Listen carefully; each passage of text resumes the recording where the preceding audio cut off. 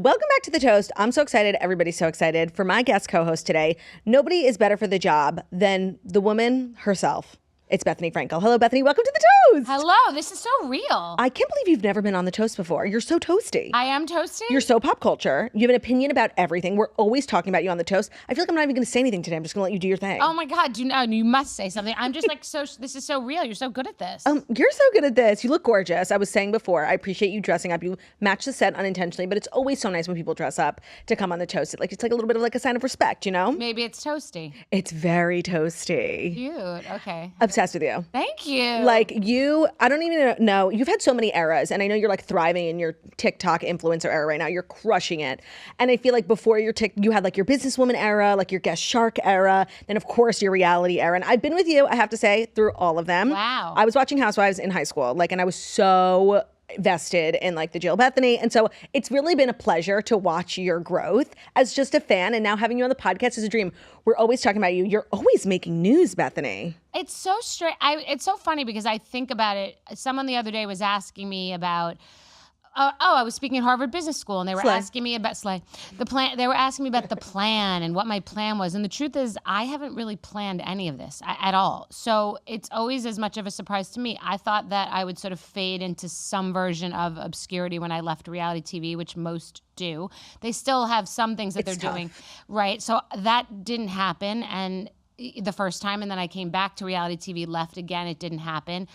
But the second time I left, I thought I was going to sort of semi-retire. I was just going to like do my podcast, do my relief work, be with my daughter, play around, and it exploded. So it's kind of just shocking to me as well. Yeah, I think some people might look at you and say like, if that was me, I might have stopped doing so much. You still work so hard when you don't really have to. You've had a very successful TV career. You sold your business. And so why? Well, it's a good question because I'm going through, as I told you when I walked in here today, a little bit of a personal crisis, personal professional crisis. It's growing pains.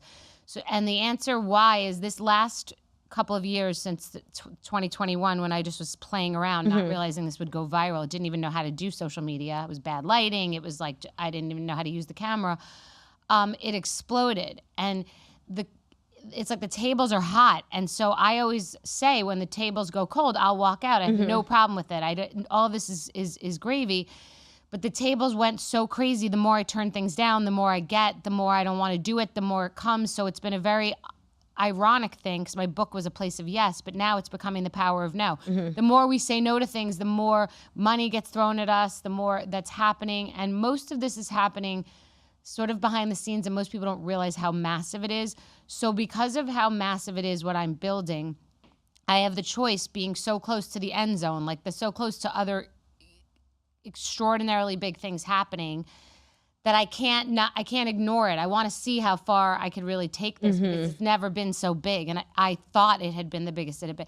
So it's like, how am I not going to just dive in, invest good money on like major staff, no longer like the staff that I've had, like full on, and really see what the end zone looks like. Or if it goes cold, walk out, but it just doesn't seem to be. The opportunities are so much bigger. So I want to see where it goes. Can you tell me and you can get as specific or not specific as you want, financially, how your like influencer era compares to your reality era? Of course, Big Shot with B, love that show. The reality era, the business era, how does being a content creator and doing brand deals, you're one of the faces of L'Oreal, how does that compare?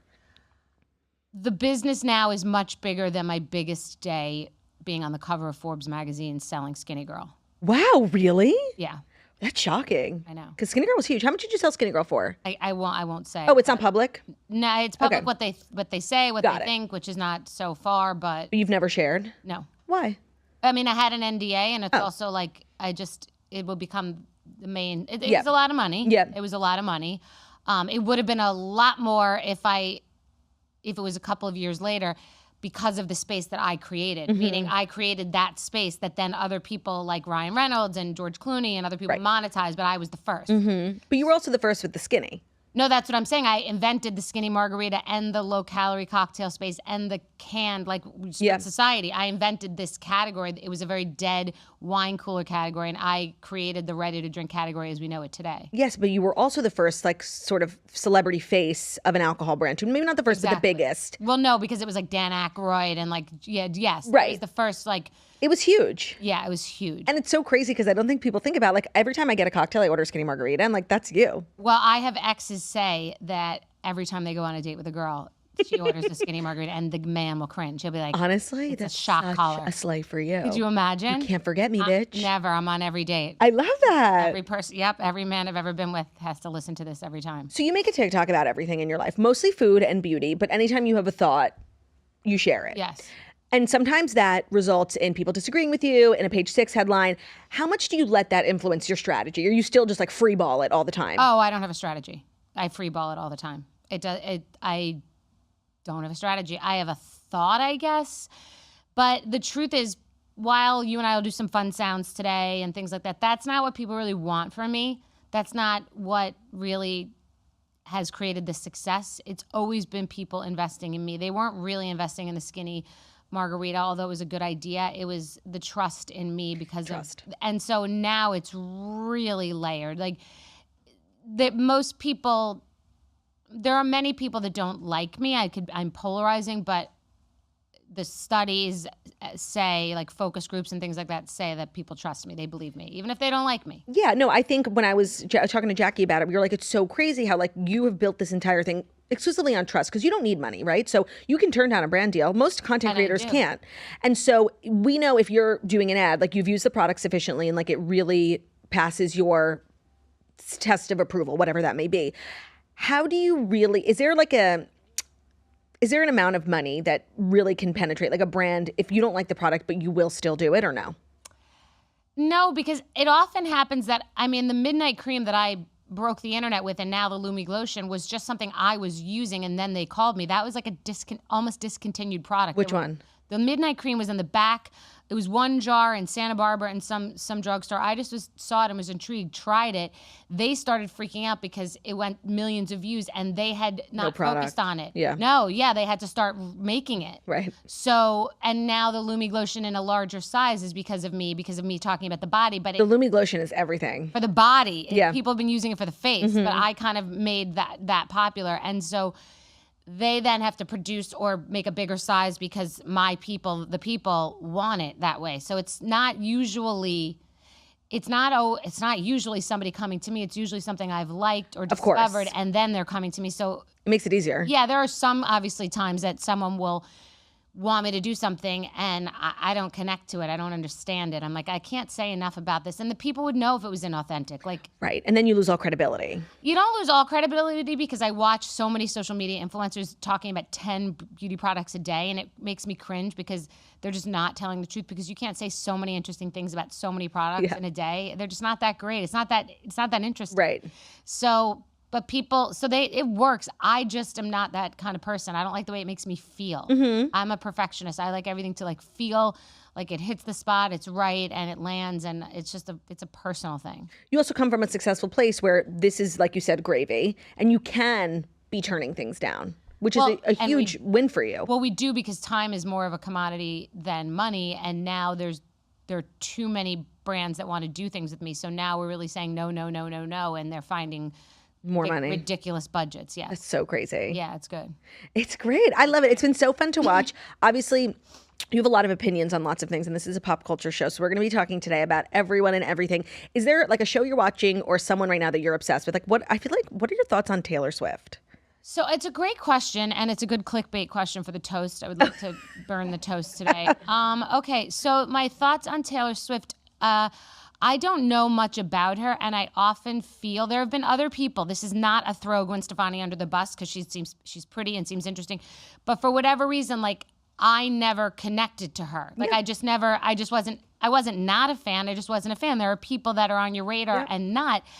And Taylor Swift was never really on my radar. Of course, I had heard in the background, we're never getting back together, and it was catchy, etc. But she was not someone that I really thought about. It didn't move me that much. And then a friend of mine, a business person, said they have a skybox in Philadelphia at one of the first concerts that she did. Do I want to go? And I asked my daughter, and she too wasn't really connecting to Oh, her. I find that shocking because you do have a teenage daughter. Me too. And she said, I don't know. And I took the tickets anyway because I was like, maybe by the time the concert is, Brynn will be into it and like all her friends are into it and you kind of jump on, right? And I'll get somewhere with the jump on. So we went and she brought a friend and her friend was excited. We had a really great time. I wasn't invested in the whole concert. It was a skybox. The food was good. I was recording it for the people. But like I admired her work ethic and how long this concert went on. I couldn't believe her work ethic. And my daughter got into it, wore the outfits and did the things. But like I had a respect for her work ethic, but I just didn't connect to it. And I then everybody was obsessed with it more than they used to be. And everybody jumped on. And I saw all these celebrities like acting as if they had always been into it. And I thought it was such a turn on pick me for like adult men, like wanting to be popular and the cool kids. It's like, so, and then if you said anything about that, it was like you were canceled for that. And it was ridiculous. Like I'm allowed to admire her as an artist, but not be totally invested. I completely agree. And I've said this, I found it annoying. And I'm a Taylor Swift fan, like since I'm in like middle school. I have like from the beginning been, and now it kind of feels like a cultural cachet thing where like you have to sort of say, and all these people, you know, sort of fabricating their fanhood. It's really annoying. Thank you. Okay, so I'm 1,000%. I'm not a jump on the bandwagon girl. I'm allowed to have my own original opinion. 1,000%. And I was wrong about her and Travis. So was I. I thought it was like over the top in the beginning, but I didn't know anything. I just thought it was like so much, and so I had an opinion on that, which was unpopular. But I'll always back out and say I was wrong. I thought that they weren't dating. I was like, this is not real. This is lie. Like she would never. Oh, I don't know. I thought that it was just like a lot over the top, and I thought that he was very bro-ish, and I thought that there could only be one peacock in a relationship, and they both are massive peacocks. I actually think he's more of a peacock than her in many ways, but they're together and good for them. Like I want love. I root for love. But so what do I think about her? I don't think about her that much. Yeah. You okay, know? that's interesting. And the headlines will pick up something like that and make it like, oh, Bethenny doesn't like it. And it's like, I don't hate her at all. I think she's lovely, but I don't know anything about it. It's a very rational take. I like that. Oh, okay. It's very real. Like it's psychotic. I don't like jump on the band. Agreed. Don't be so desperado. Agreed. Stop. Now, speaking of dating, your dating like scene always makes headlines. Yeah. And I imagine you're a very interesting person to date. You are fun. You have like your own, you don't need a man, right? Yeah. You have a very like self-sufficient life. Tell me what it's like for you to meet people. How do you go about meeting people? Are you on any apps? Okay, I now have a dating concept that is exploding. It was experimental. It was like in beta and like a social experiment, and now it's exploding. And literally, probably 25% of the people in it are asking to invest, and a lot of them are very, very wealthy. I've had meetings with a couple of tech billionaires. Like the dating industry is completely down, and I've got this concept, and it's flying. So put that to the side. I've dated within it a little bit just because the impetus for the idea came from a date that I had. But I am technically on the apps. I'm just not right now currently using them because I've been having a little bit of a business personal crash out.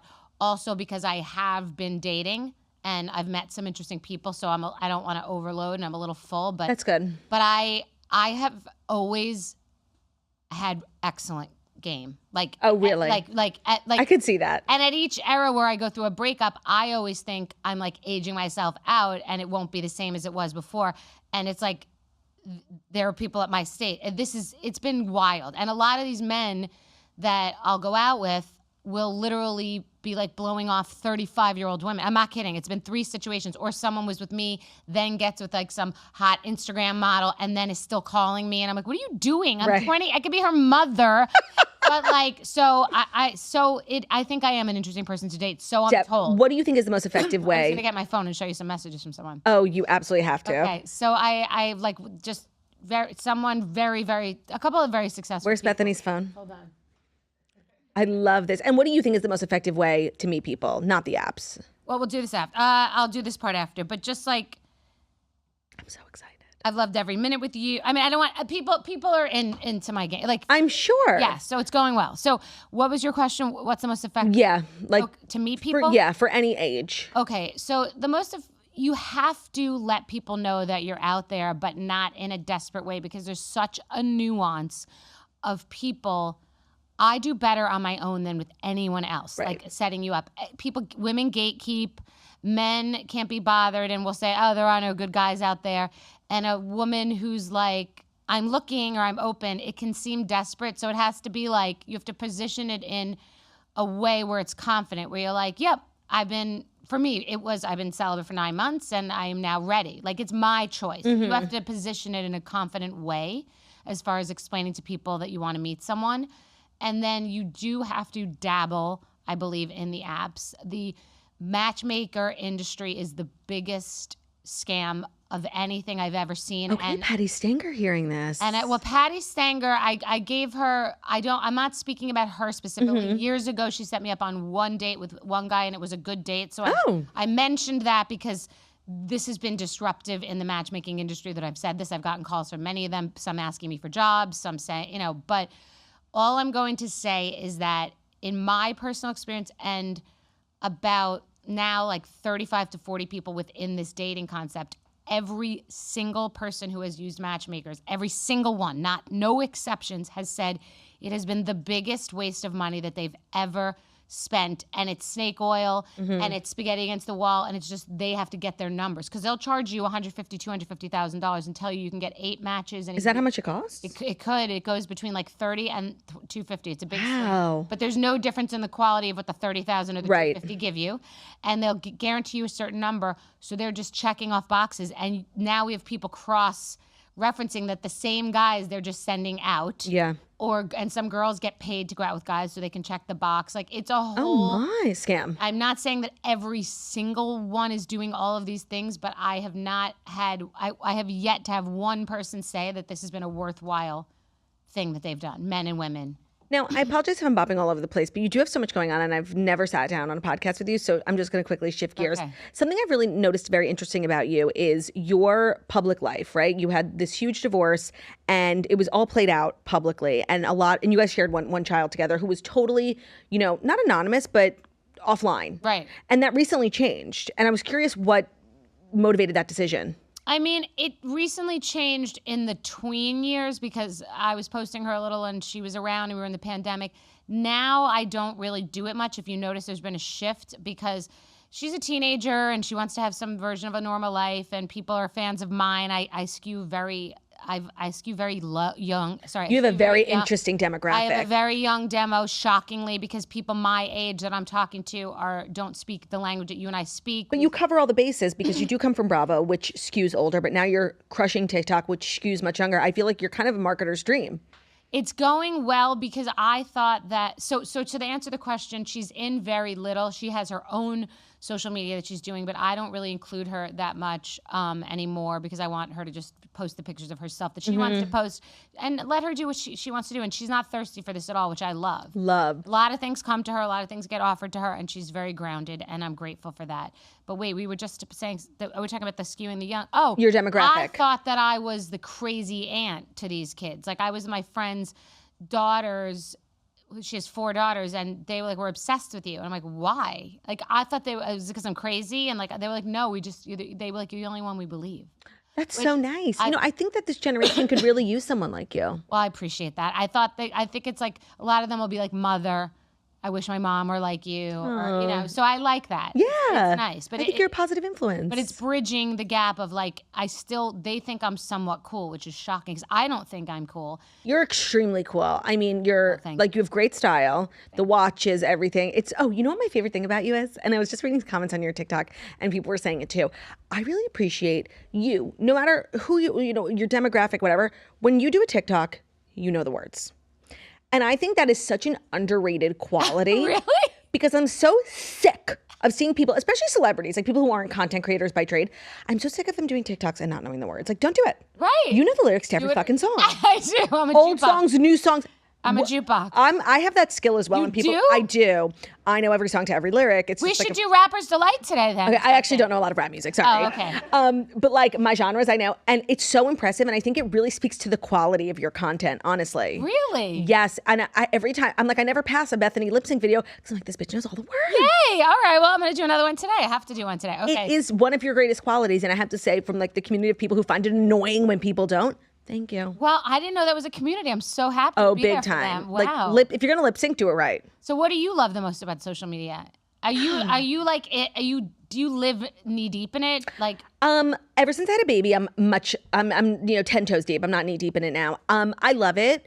I've been doing it for so long that like I really have seen the ugly sides of it, and so much so that it kind of cured me a little bit. Now I think I look at it really as a job, and I'm really grateful for it, especially like with a new baby. It's the best job in the world when you become a mom, because it's kind of the only job where I think people find you more interesting and you get more opportunities. You almost kind of get a promotion, like a whole new tier of brands that want to work with you, and I think you relate to a lot more people, so you get more followers. Like I've seen enormous growth since becoming a mom, and I don't think a lot of women who, become moms and go back to work can say that. So that's my favorite part of it. Oh, okay. And do you feel like, where is your primary residence? Is it in TikTok? Is it in Instagram? It's here. It's right here. Where we are right now. Mm-hmm. Like this is the mothership. This feeds everything. This is your primary residence. So interesting. This is my full-time job. Oh, yeah. Like the podcast for me is like a tertiary, not even. Like yours is TikTok. Residence. Mine is like social media and brands and things like that. Just being myself, because that to me is the reality show. So that's people in 2025 are saying like, when are you going to go back on TV? And I get offered shows all the time. I'm like, I am on It's less money. A lot and less bulk. I'm in less everything. Yeah, exactly.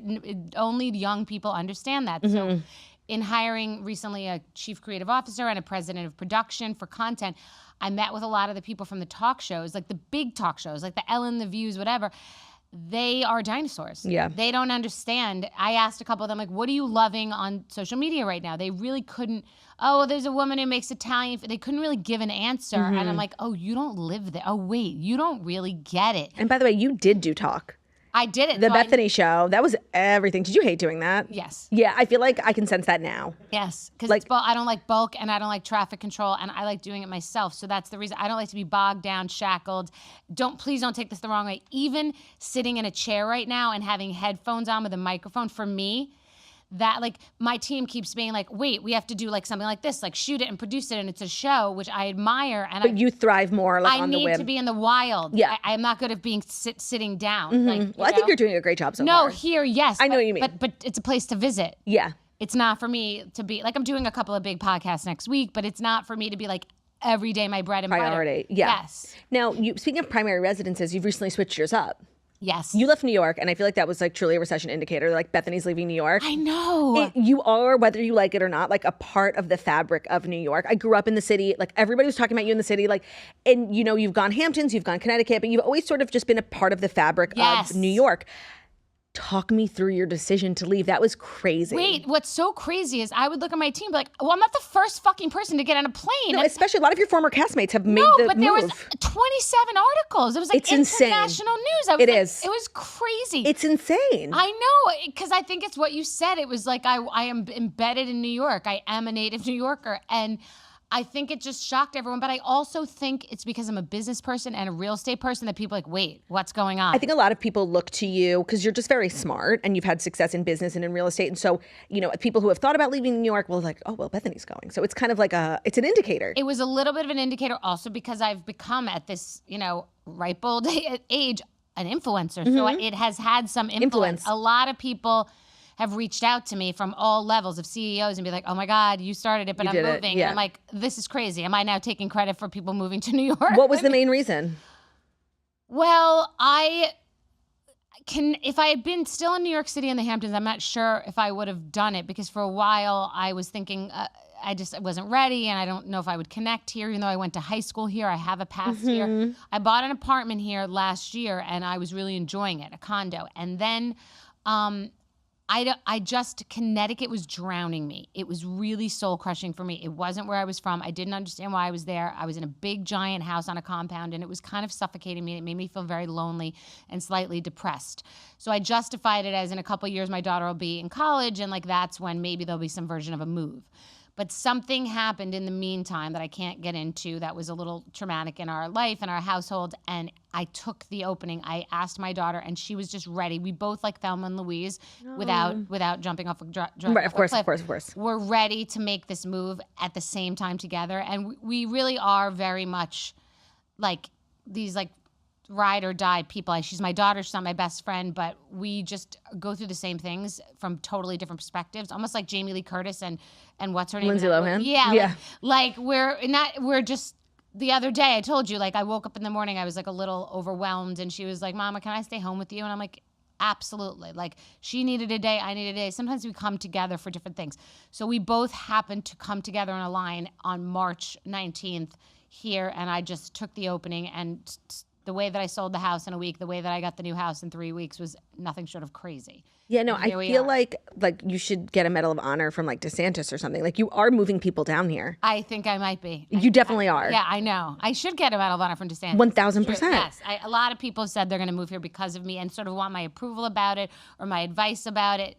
It's very interesting. I have I could talk to you. We do need to get into the stories, but I just have one more question for you before. Okay. Do you have like a thesis, a thought on Ozempic? Like, what is your overall thought on it? Ozempic is one of the things. Yeah, I'm talking about the weight loss drugs in general, the GLP-1s. So that's what it did. A GLP-1 is all of those brands of that. Okay. My thought is it's almost like when marijuana was legalized and I thought, like, are people going to be just like crashing off the side of the road? Is something bad going to happen? I can't believe it's so widespread. And I know that some bad things have happened, but overall, like, people are just managing and surviving in their lives doing it. I'm shocked that there aren't like people with that are anorexic and eating disorders that are also taking this shot that are like killing themselves because so I don't know the highs and lows of it. I know for someone who had a lot of food noise, a term that I coined, believe it or not, I don't know if that's probably great because then they're getting a better relationship with food. But I've found that some of them gain the weight back if they're not on it. I don't understand it enough. I just feel like I was with someone very thin the other day who was just like, no, I just took a shot before this thing, and then I'll take it again when I go on vacation. Or gay men that are taking a shot just before, like, so it seems insane. It's reduced the food supply. It's reduced fuel cost in airplanes. I've read in the past. Wow. The weight, so it's affecting the world. So I don't. Have you done it? Huge fan. Before I got pregnant, I lost a ton of weight because I wanted to get pregnant. I didn't want to get pregnant at a high weight.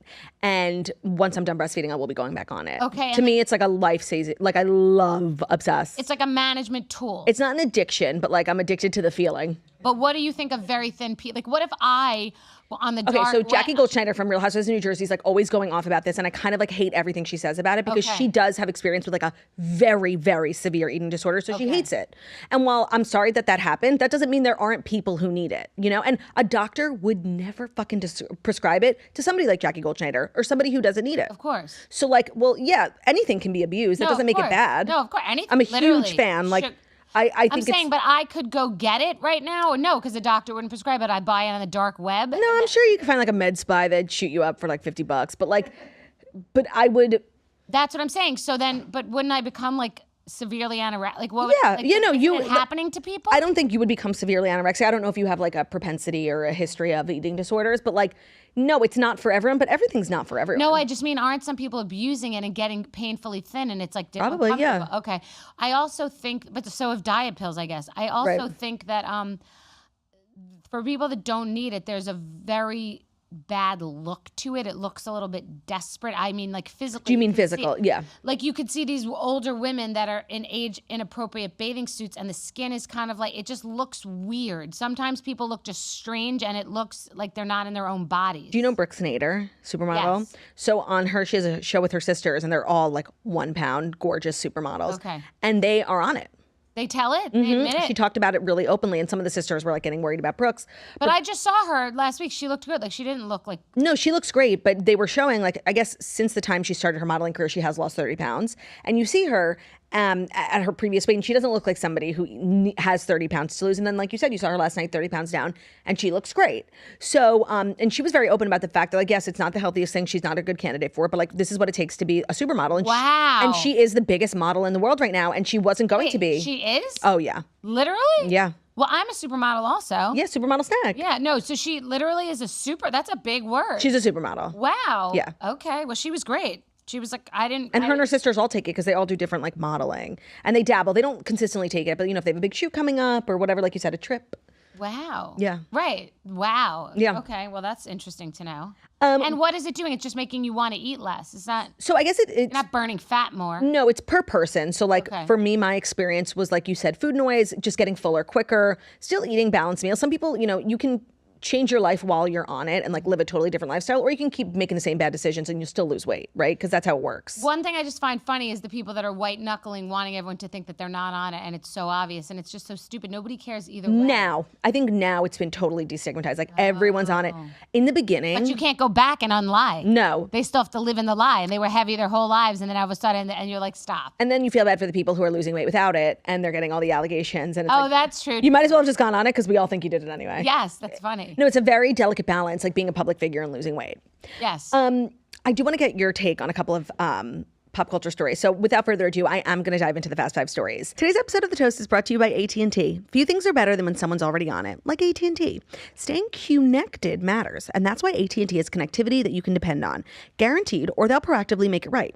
No calls, no chaos, no can I speak to someone energy. It's just handled. And that's the AT&T guarantee. Terms and conditions apply. Visit att.com/guarantee for details. Today's episode is also brought to you by Neuro's Energy and Focus Gum and Mints. Do you ever feel like you're running on empty, staring at your screen, hitting that afternoon crash? If you're debating another coffee, an energy drink, you know you're going to regret it. Check out Neuro's Energy and Focus Gum and Mints. They give you clean, focused energy without the crash, sugar, or the sketchy ingredients. If you're looking to switch to good energy, it's a really easy upgrade to your wellness and energy routine, and that's why it's so easy to make the switch. Obviously, you know, we all have complicated relationships with coffee, but if you're looking for something throughout the day to help you sustain that energy, that's made with good ingredients, that's not going to give you that crash, I love the concept of it being in a gum or a mint. I feel like that's so new and different. They also offer caffeine-free options for all-day wellness support. So their memory and focus gum are made with American ginseng to support mental clarity, minus the jitters, and then their sleep and recharge mints offer melatonin and chamomile to help you unwind and rest without pills or sugary gummies, because we've all been on that sugary gummy addiction, and you know it doesn't work the way that you want it to. Well, it's not candy, Neuro. It's not something just bad for you. It's functional wellness designed for true everyday focused. It's just good energy. And for a limited time, you can get 20% off your first order at neurogum.com by using code TOAST. That's NEURO gum, GUM.com. Our code is TOAST, neurogum.com. Code TOAST for 20% off your first order. You can also find them at CVS and Amazon. Actually, Ben picked it up before they were a sponsor at CVS. And I thought he was like, you know, just being Ben. But let me tell you, it was a pargy experience. And it's a great thing to have in your purse just to keep you going all day long. Today's episode is also brought to you by Groons. They are a convenient, comprehensive formula packed into a snack pack a day. So it's not a multivitamin. It's not a greens gummy. It's not a prebiotic. It's all of those things and then some at a fraction of the price. And the bonus is that it tastes great. It does. I saw everybody posting about these and I was like, well, they're obviously disgusting, because like everyone's posting about it and everyone sucks. Now, let me tell you, everyone was right about these. It's so convenient.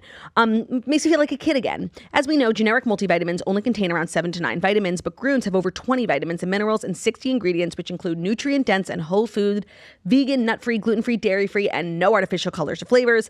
It's they also offer a low sugar or a sugar-free option. The ingredients are backed by over 35,000 research publications. It's just a great way to get it in every day.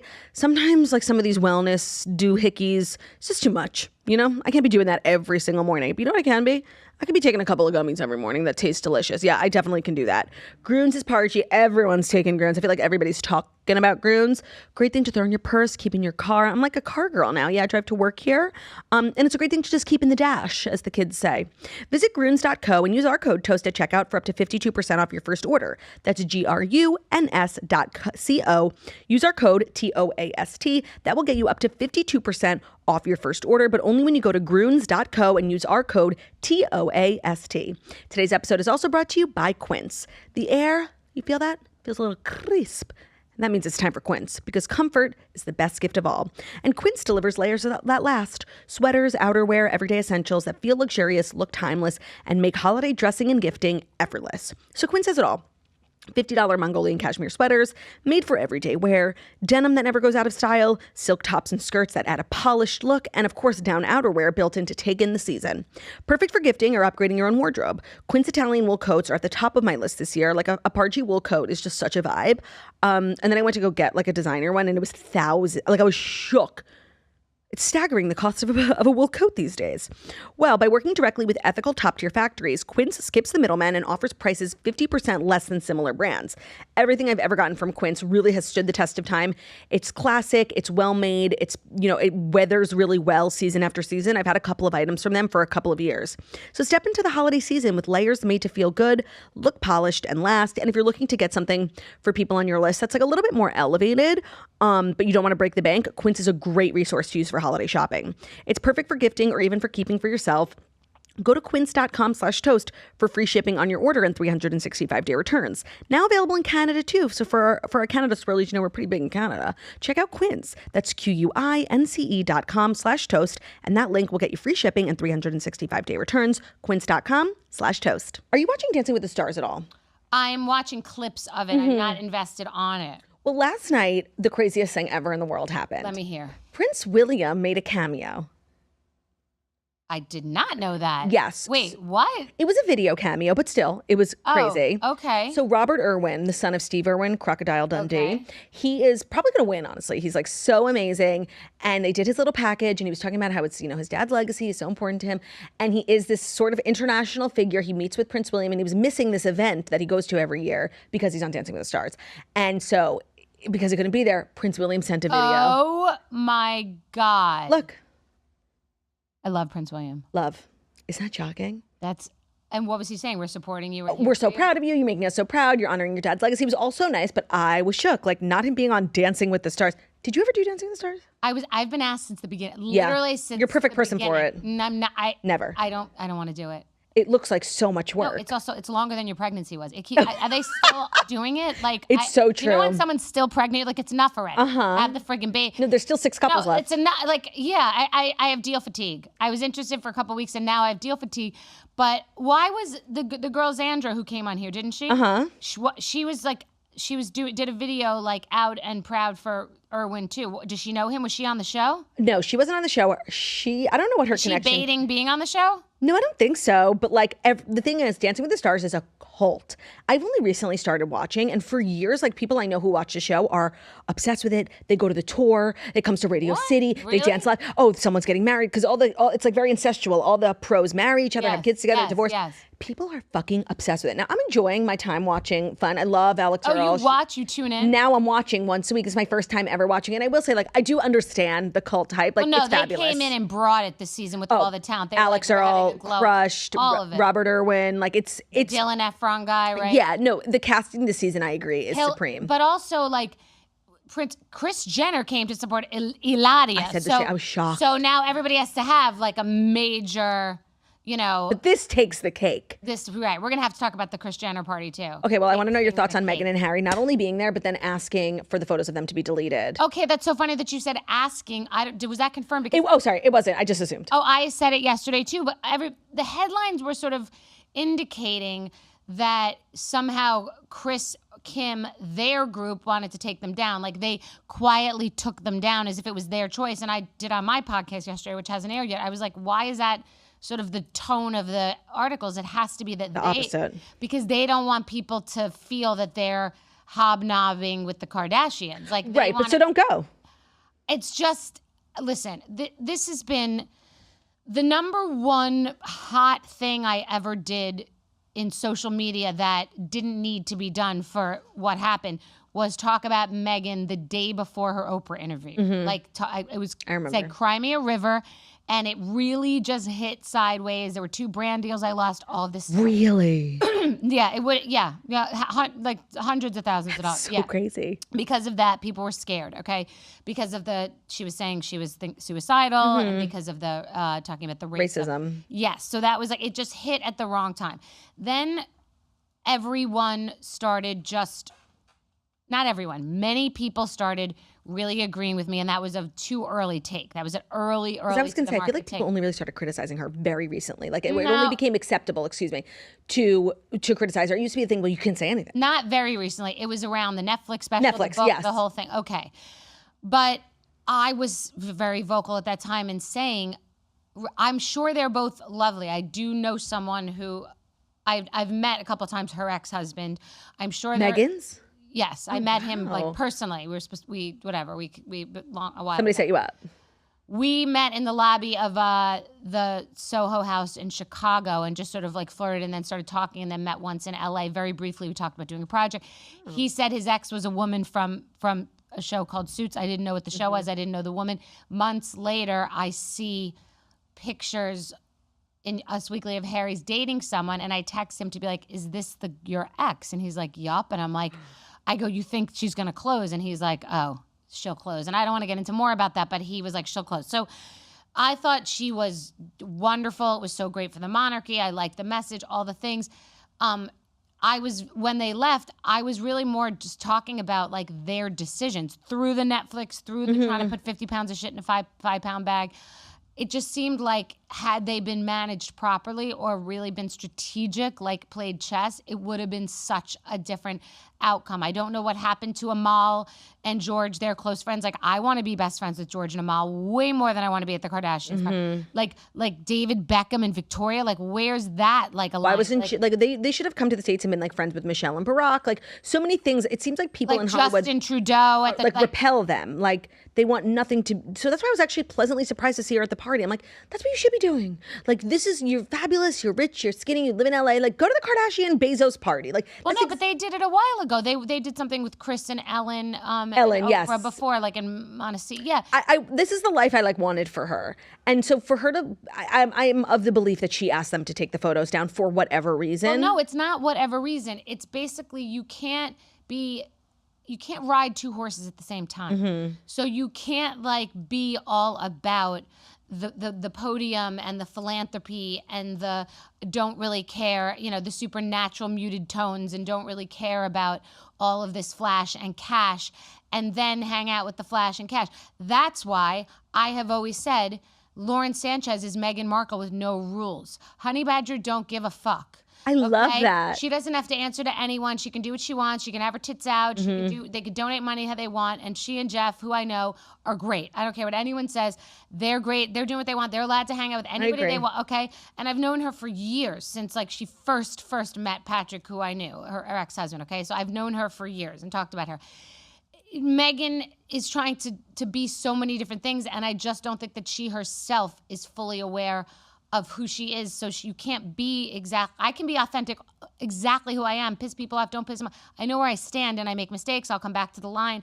But like, it's very difficult to be front and center at the Kardashian 70th party and then also be many of the things that she wants to be. Yeah, and maybe she is both those things, but it's hard for the audience to digest that toast. Do you have a relationship with the Kardashians at all? So I have been public about some of my thoughts about their choices in the past, which was probably not like the most strategic thing, but I am not one who I don't cozy up to celebrities. It's just not my thing. You say what you think. Yes, and I also don't. My friends are the same friends from high school. I'm not like, I don't like run with a fabulous circle of people. Like, I don't. Yeah. I know everyone. So my opinion is I have met Kim and she was very nice. I respect what she's done. I met Khloe, very nice. I've met Kourtney, have met Chris. I have many friends in common with them. Yeah. I think that they're in a better era now than when I was very public about like needing a Kardashian cleanse and intervention. I had a whole video about that a couple of years ago. I think that they've all really settled into their extraordinary wealth and you can tell it in their energy and their vibe. I think that they're not like old, they're not like new money, they're like old money. The way that they act about it, they know they belong now. Yeah, I think that's a good observation. They're not like still trying to do everything, be everything. They're at a lot of things because they're very big and they're printing money. Yeah. But I think they've settled in. Yeah, I think it took them a while to like figure out how they went from being these like relatable sisters to billionaires. And I give them all the props. And I've fairly reviewed their products, which they've come in and meant. What do you think is the best Kardashian brand? Skims, Good American? Brand or product? Both. I mean, I think Skims has been revolutionary. I think it's always really on brand. I mean, I think it stays consistent to the brand, and she puts her back into it. No pun intended. She does. I enjoyed the Khloe popcorn. I don't enjoy the protein trend. I think it's stupid, and I think it's jamming more calories, and people don't know how to eat an egg or a piece of chicken. Starbucks is doing it, but I enjoyed her popcorn and reviewed it, and she chimed into the comments. I reviewed Kourtney's product. I like that she sits back and wants to, yes, cash the check, but also wants to preserve her being a mother. And she realizes that this time is precious. I think that I find it to be impossible to be able to raise kids yourself and also be on all these carpets and also be in all this glam. Like it's a lot of work. I couldn't do it. Yeah. I do a lot, but it's a lot of like forward facing glam and hanging out with other like A-list people. That's just not my true authentic self. Yeah. Our next story is about Sabrina Carpenter. You have thoughts on her? Does Bryn like her? It's so funny. Bryn likes Sabrina Carpenter and actually was her for one of her many Halloween costumes. I went to her concert and I get it and I enjoy it, but it's another one that I don't understand that much. Like, but I get it. Well, she is set to star and produce in a musical, Alice in Wonderland, for Universal, which I think is such a cute next move for her. People forget because she's like now like the sexy girl. She's from Disney. Like she can do it all. She could sing, she could dance, she can do it all. I actually think she'll be excellent in this. Yes, I love that. That's me a great too. Note. That's a great note. That's Mark Platt, who's Ben Platt's dad, is going to produce it. That's amazing. No, that I love that. There's everything is right about that. I agree. Like the modern funny girl. I know, but even though they did just redo Alice in Wonderland. Remember Johnny Depp was the Mad Hatter? They love to redo Disney things 1,000 times. Wicked was Ariana Grande. So that we're saying that it's going to be like the big giant talent is going to. Right. Are you a Wicked fanatic like everybody else? I'm not. You're not. Not at all. Not like a Did you see it? Nope, I didn't. You're kidding. No, I know. I'm strange. That's literally insane. I know. I never saw The Sound of Music either, though. So yeah. By the way, me neither. Okay, yeah. And I do not understand the hype. Like, I don't understand everything. I'm not a fan of everything. I'm very niche and very nuanced. I like that you like don't pretend to like stuff or know stuff. I sometimes be like, someone's like, "Well, have you seen Dark Knight Rises?" I'm like, "Yeah," like just because I just don't feel like saying. Yeah, it, well, you know? no. The answer's no for many things. Wow, I love that. Yeah. It's the same thing. It's like that's what you're allowed to just not be into it. 1,000%. We can't be into everything. I respect your boundaries, Bethenny. Thank you. Okay, our third story. Oh, this is so crazy. You probably don't care because like you don't live and die for Taylor Swift, but Travis and Jason, the brother, they have a podcast together. Yes. Sometimes they have guests, not a lot of times. And they have really A-list people. And they just announced Miles Teller is going to be a guest on their podcast. Now, normally, why would we care? He's just doing press for his movie, which actually looks really good. But to me, this is so crazy. Wait, why would we not care? Isn't he so like gorgeous? Well, of course. No. It's all good. But normally this wouldn't be a story, like some random person going on a podcast. It's so deep, Bethenny. Let me explain it to you, okay? He's not a random person going on a podcast. But like, he's a very specific person. Of course, but it's so nuanced. Okay, well, he's very bro-ish. He's very bro-ish. He's a perfect fit for the podcast. Great. His wife and Taylor had a very fiery, brief friendship. Flash in a pan. She was Taylor's everything for like... What's her name? Where'd she come from? Her name is Kelly Teller. She's adorable. She was Taylor's date to the Emmys. They had like a couple... She got her a birthday ring. It was this big ring and everybody was talking about it. Miles and Kelly and Taylor were all out holding hands. And then... never to be seen again. It has been, I think, a year. Isn't Kelly Taylor the character from 90210? Well, her name is Kelly, Kelleigh. Okay, so I'll figure it out later. All right, so she's this cute girl. Okay.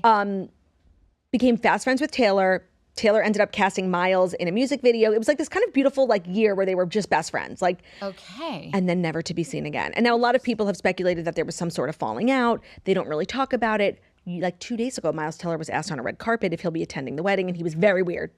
But then why would these two have him on? I don't know. So now it's, to me, like you couldn't convince me before I saw this that there was not bad blood between Kelly and Taylor. Now I'm so confused.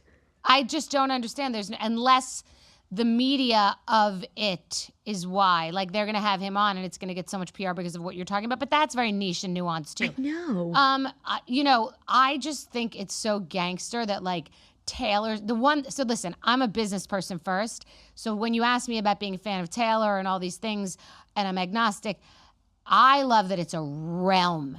And I think it's that publicist, she's like that blonde publicist. Tree Payne. Whoever that woman is running the not fucking around crew. So what's interesting to me is the gatekeeping, the realm protecting, the guardian. Like that woman, like Blake Lively can just be just freaking not exonerated. What's it called? Eviscerated. Yeah. But when you get out of the church, that woman, Blake Lively, who I've always loved and thought is like interesting and like such a just like popular girl, was just completely excommunicated from the church, just banished from the kingdom. I know. So now this one must have done something too.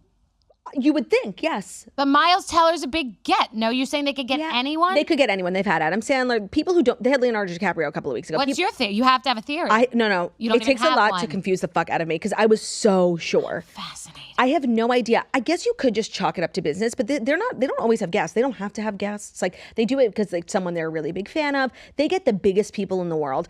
Miles is huge, of course. I think he's very huge, and it might just be have the huge guest on, and we're not talking about that. But Taylor doesn't fuck around. Oh, and by the way, the podcast came out. It was a whole nothing burger. Right, nothing she doesn't happened. even want the headlines. Right, Maybe. She doesn't fuck around. She wouldn't even want the headlines. You're right. I am so confused because now we're talking about it again. Like it's just, I have no idea. Wow. And I have a theory for everything. This makes no sense to me because to me they are definitely have bad blood. I think the friendship definitely ended poorly. And again, Travis has a huge podcast. He does not need to have Miles Teller on. Like, it's cool if he did, but he doesn't have to. They don't always have guests, and the show, they just signed a $100 million contract with Amazon. Like, they're fine. Well, listen, this could be a whole thing in general. Like, if someone would go and do, like, a full board, like a beautiful mind scrawl of all the celebrities that hung and then just dissolved. Like, like a Meghan and Harry and George and Amal is a perfect one. And David Beckham. Taylor has a lot of those. Right. A lot of former friends. So someone has to, like, write that all out because I'm fascinated by that. There are so many. Taylor has a lot of friends who she's had for a million years. Selena Gomez. I'm talking about public figures. Okay. Selena Gomez, the Haim girls. She's Blake Lively up until recently.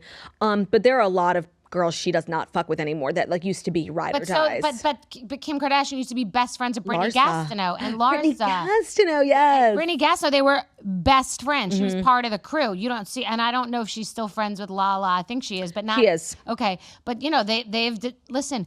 That's okay. So that brings us to the precipice of the 70th birthday party, which is. It all comes back to the 70th birthday party. I'll tell you why it will. Because years ago, I sat with Lorne Michaels in his backyard in, for everyone who doesn't know, the creator and producer of SNL. In his backyard, it was right before he was launching Jimmy Fallon. And he told me, having nothing to do with Jimmy Fallon or any of these people, you will become more and more successful and you will really only become friends. You will only be friends with people that can really understand what you're going through, what you're in. And he was effectively saying, like, very successful people are friends of very successful people. I took none of that advice. My friends are still the people that don't have social media and don't even know how to put their own makeup on. But for most people, they get to that level and their own water seeks its own level. They're only hanging out with people at their level. So they're trimming a lot of fat. That's fair. So it's got to be. So Taylor Swift, that tour injected a level of no fat, honey badger, don't give a fuck. This realm is tight, buttoned up. Anybody who they've ever thought, ever snitched, ever said anything is a leaker. Is out. Intolerable. The stakes are too high. The game runs different. I've just always been very lean, and I don't have many friends to begin with because I don't. That's a good way to look at it. Like that she's just sort of leveled out of certain friendships. And Meghan and Harry are doing it too. They're like, we're hanging out with Oprah. I don't know. I think something's a little bit more sinister about Meghan and Harry's. The amount of publicists who come and go, the assistants who come and go, people she hires these huge chief of staffs from huge companies come and go. I don't know. I think they want it bad. There's something weird going on. They want it bad. Yeah. They want it bad. Today's episode of The Toast is brought to you by Nanit. My life is actually brought to you by Nanit. Parenthood looks a lot different than ever before. The tools we have, the access we do, like Nanit.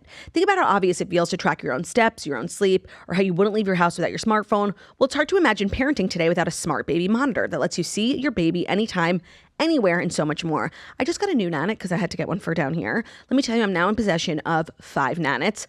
Worth every dollar. The best, and it's also the best thing you can get someone. Someone we know just had a baby, and that was the first thing I bought off their registry. It is the best gift, especially for new moms. It has so much peace of mind. It's so user-friendly. It's easy to set up.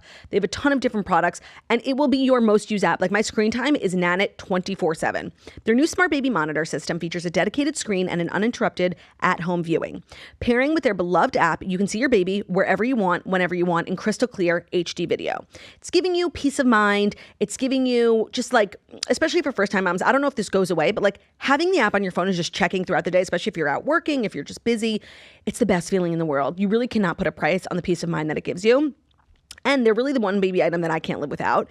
Be the first to take home their new Nanit Smart Baby Monitor System, which is available only at Nanit.com. Nanit's Black Friday sale starts November 20th, so you can save up to 30% off for a limited time. Go to Nanit.com for exclusive deals that you will not want to miss. That's Nanit.com for up to 30% off the #1 Smart Baby Monitor System.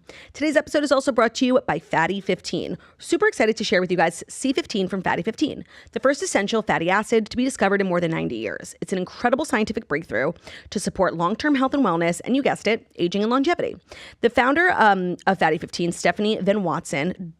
Stephanie Van Watson, discovered the benefits of C15 while working with the U.S. Navy. Thankfully, Fatty 15 repairs age-related damage to your cells, protecting them from future breakdown, and activates pathways in the body to help regulate your sleep, your mood, natural repair mechanisms to support overall health. So if you just find yourself like feeling crappy and there's something you want to do to just help, there's tons of different benefits, but overall wellness, Fatty 15 is a great option. It has 3 times more cellular benefits than omega-3 or fish oil. It's a science-backed, award-winning, vegan, patented, 100% pure C15 supplement. The formula is vegan-friendly. It's free of flavors, fillers, allergens, or preservatives. By replenishing your cells with essential C15 nutrient, Fatty 15 effectively is repairing your cells and restoring your long-term health. Best of all, it comes in a gorgeous, reusable glass bamboo jar. Refills are shipped right to your door. They make it so easy. Omega-3 fish oil supplements often go bad before they leave the bottle, so this is a great alternative. And Fatty 15 is on a mission to optimize your C15 levels to help you live healthier longer. You can get an additional 15% off their 90-day subscription starter kit by going to fatty15.com/toast and using our code TOAST at checkout. That's fatty15.com/toast. Today's episode is also brought to you by Nurture Life. As parents, nobody needs to tell you how busy you are. Well, today's sponsor makes serving healthy meals much easier for you and your family and much more enjoyable, especially if your kids are wildly picky eaters. So today's episode is sponsored by Nurture Life, a meal delivery service that makes nutritious meals and snacks that your kids will actually want to eat. They also give parents the support that they need too. Their whole menu is perfect for kids ages 10 months to 10 years old. Their fresh meals and snacks are delicious, nutritious, and fully cooked, which means they are ready to serve in just 1 minute. So Nurture Life lets kids enjoy healthy, nutritionally balanced meals while still eating all their favorites like mac and cheese, spaghetti and meatballs, and so much more. So parents can be sure there's always a healthy meal that their little ones will love, and that's why Nurture Life is the top meal delivery service for babies and kids. It's even allergy friendly too. The menu is super pargy, lots of different options for kids. I know, like, I'm a picky eater, but like sitting down with a table full of kids who all have different allergies, different preferences is so frustrating. And then you also have to make dinner for yourself. Like, seriously, who has the time? Oh, and like comb your hair. Well, Nurture Life understands the stress and they're here to help. All of their meals and snacks are designed by registered dietitians, so you're serving your kids food that's good for them. Head to nurturelife.com/toast and use code TOAST for 55% off your first order plus free shipping. That's right, 55% off plus free shipping. That's nurturelife.com/toast. And make sure to use promo code TOAST. Even if you aren't a parent with young kids, you might have a friend who, struggles with mealtime and her kids, so make sure to share code TOAST. Remember, put your little ones first with healthy meals from Nurture Life, nurturelife.com/toast, code TOAST. Our next story, normally, like, who would care? Toy Story 5 is coming out. Nobody cares. But the premise of the movie is so, like, really taking the internet by storm because the kid in the movie is getting an iPad. And all the toys are freaking out about the iPad. And now it's like this huge conversation about iPad kids and, like, kids and technology. It's kind of a statement on screen time. I don't know how the movie ends, if the iPad and the toys become friends. But I just thought it was kind of like a slay of a plot line. Well, it's a slay of a plot line. But, like, when we were kids, you're much younger than I am, but kids were just parked in front of the television, okay? Parents were smoking cigarettes, drinking wine while pregnant. Kids were parked in front of the television half the day. It was a babysitter. So kids aren't watching television anymore at all. They don't turn on television for the most part. My daughter does for Stranger Things, and we're watching what I call anal Sex in the City, which is the show Girls that I accidentally turned her on to. It was going to be girly. Dying. No, because I thought it was insane. No, I know, but I've like got her, like, we were watching it together. I was like, what the fuck is, I thought it was going to be about cute girls in New York City. It is not about cute girls No, and now in New my York daughter City. has had an entire sex education class that I would never have let her take. Yeah, so I fucked that up. Oh, good. But I don't know that the screen time is that much more. It's just more on the go and in different places and at restaurants. Yeah, I don't see kids in front of televisions at home all day. My daughter is... No, that's not a thing. And I think what worries people more about the iPad is like the access it gives you to the outer world. I know. The porn and the graphic violence and things like that. I do wonder where Disney's going to land at the end of the movie. Like, are they going to say the iPad is good or bad? Oh. What do you think about kids on iPads in restaurants? This is like a hot button topic, always on the internet. I hate to be the mom that's like, I never did that. But I never did it. And I never did it. I just think I would use it for a plane. I would save it up for the plane because like that's just being selfish because I want that. Yeah, you want to close your eyes. I want to close your eyes. But if it was a situation where it was like 5 adults and a later dinner, it might be like a treat and I might be like, here's the iPad. But I was not the one with like the big rubber iPad that I wasn't that person. So I'm not going to have a judgment on it. It's a tool, but I just wasn't it. I don't love the look. You feel like I have an aesthetic sense as well. I don't love it. It's so American. It's so like Disney oversized turkey drumstick and like frozen sugary drink. Like it's just so American. You have a statement on Disney adults?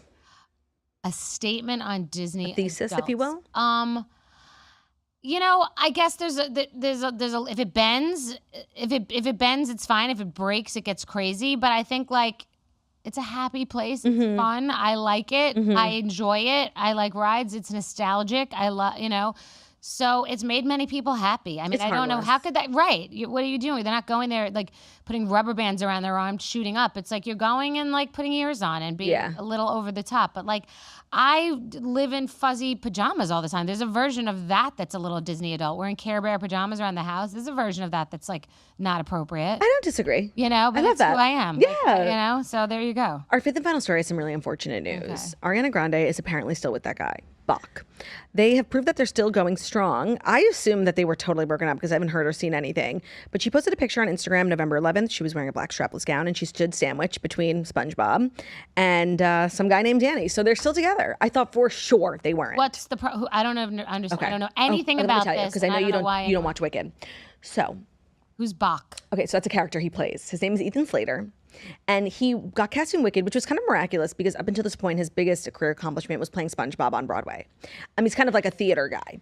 And no, like not to be mean, I'm just like being matter of fact. Like Why would that be mean? No, what I'm about to say. Oh. He's not like the most gorgeous. So we're entering the to be mean segment of the point. It's like context is important. Like, by the way, no one can ever say not to be mean and not be mean. Not to be mean. Facts, but I can be honest. Okay. He's not like gorgeous, right? Okay. And certainly not on her level in terms of like success and fame. And he came on the set and he, at the time, was married with a newborn baby. Oh. Yeah. Now I remember this peripheral story. Now, there have been various timelines, various accusations. It is my belief that there was a bit of crossover. Yes. He gets divorced, leaves the wife and the kid, starts dating major pop star Ariana Grande. Right. This was during filming. So I believe now they've been together for almost 2 years. And it is the most shocking thing. You just see them together. They don't look like a match. I get it. There's a lot of that. You could do a whole thing on those couples too. There's a lot of that. I can name 5 actresses that you're like, that's interesting, but go ahead. Ariana's just sort of never beating the allegations that she doesn't respect relationships. There have been a couple of, Naya Rivera alluded in her memoir that, Ariana sort of stepped on the toes of her relationship with Big Sean. There's what a bad reputation to have. Yeah, and now there's a child involved. So it was a really bad look for Ariana. Wow. I think it took her a while to recover too. And now they just are together. They did press together. Well, they didn't do press together. They walked certain carpets together during Wicked, and it's just sort of like this acceptable thing. Meanwhile, some of us are still at the restaurant. Like I never forget the fact that he literally left his wife and newborn baby for Ariana Grande. It's just like, it's so crazy. And that happened to, I forgot who the guy was. He like lost his job because of it. It was, he was on the morning show, the Today Show. He lost his job. Oh, they're engaged now, Amy and TJ. Who's TJ? What's his last name? So they were both? No, there's another one. Years ago, he had it was, I want to say like, it wasn't Taye Diggs, was it? Was Taye Diggs ever on?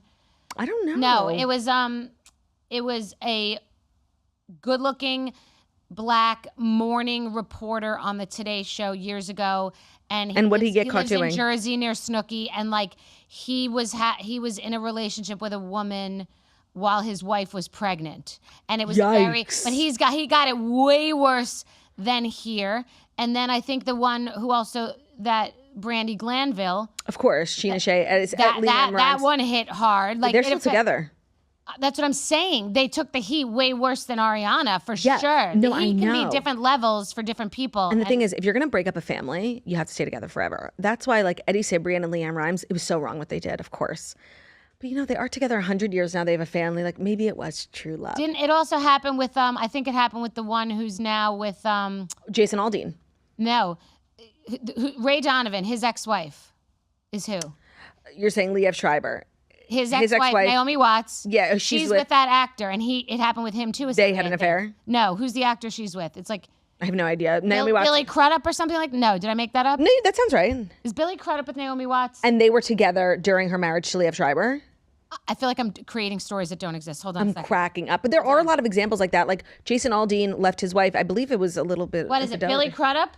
Okay, but didn't this happen with him and someone before? It's driving me nuts. The woman from Weeds. Like, I feel like Mary Kate. This is like the craziest, like, Kevin debate. Mary Louise Parker. I think that this might have happened to her. I'm mixing stories, and she might have been married to Billy Crudup. I think this happened. Can we track all this for later?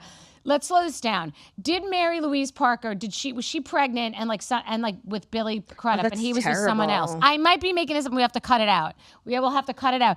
But it also did happen with that morning person on the Today Show. He lost his career because he had a wife and she was pregnant. It did happen. Let me ask you a question. It did. Billy Crudup left his 7-month pregnant girlfriend, Mary Louise Parker, in 2003 to pursue a relationship with stage beauty co-star Claire Danes. Am I not good at this? How fucking good at this am I? Okay, how sick is this memory that I don't even know what I'm knowing about? Okay, so that was one, and then what's the next one I just said? And then there was someone in the morning show. He was a news reporter in the morning show on like NBC, lost his job, same thing. His wife was pregnant, and then he had an affair with another woman. Can I ask you a question? What are your thoughts on like having professional implications, like we just saw with the astronomer thing? Someone, having an issue in their personal life, like having an affair, which like really has no bearing on your job, and then that person losing their job because of a personal issue. Or Bill Clinton. Well, yeah, that feels a little bit more high stakes. And he was doing it at work. Right. That's why. Oh, fair. At the White House. Doing it at work. Okay. Like the astronomer guy was like, living his own, having an affair life. Yeah. You know what? Now that the dust has settled, yeah, it was just, everyone was just appalled by the stupidity of it. Yeah. But yeah, you're right. It should not have bearing on his work life. But then when those two girls in Newport, Rhode Island were like cursing out a cop and saying, I'm an AG, like they lost their jobs too. One was at Pepsi. Like, right. So you know what? Business is personal. Who you are at work is who you are not at work. Yeah. Who you are in your personal life is who you are in your professional life. Would you be hesitant to enter into a business deal with somebody who you knew was actively having an affair? People have said that No, because it's a moral, ethical issue. Like it's who you are at work. So you would be hesitant. Yes, it's an integrity issue. Right. 100%. It's integrity. That's what people were saying after astronomer. And that dirt is going to end up on you in some way anyway, because it's just like, then somehow you'll at some point be like an accessory to secrets. Yeah, no one needs additional stress at work. I love that. No one needs additional stress at work. Bethenny, you survived your first Fast Five. I feel like we covered every base imaginable. Everything I wanted to talk to you about, I think I did. Thank you so much for being here. Hopefully your first of many trips on the Toast. Thank you. We love having you. Everyone, I'm sure you already do, but follow Bethenny on all forms of social media. That's TikTok, that's Instagram. Listen to her pod. It's been an absolute pleasure chatting with you today. And please come back. Thank you. I had the best time ever. You guys, thank you so much for listening to the Toast, the Monday morning show where we deliver the fast five stories you need to know every Monday through Friday on YouTube. So if you're watching us on YouTube, please feel free to subscribe and give this video a thumbs up. We're also available as a podcast anywhere podcasts can be found at Spotify, iTunes, Stitcher, Public Radio, iHeartRadio, CastBox, all the places where you listen to podcasts. Find us to the Toast, leave a 5-star review about how beautiful, stunning, and wickedly talented we are. We will see you tomorrow. What the hell was that? Bye.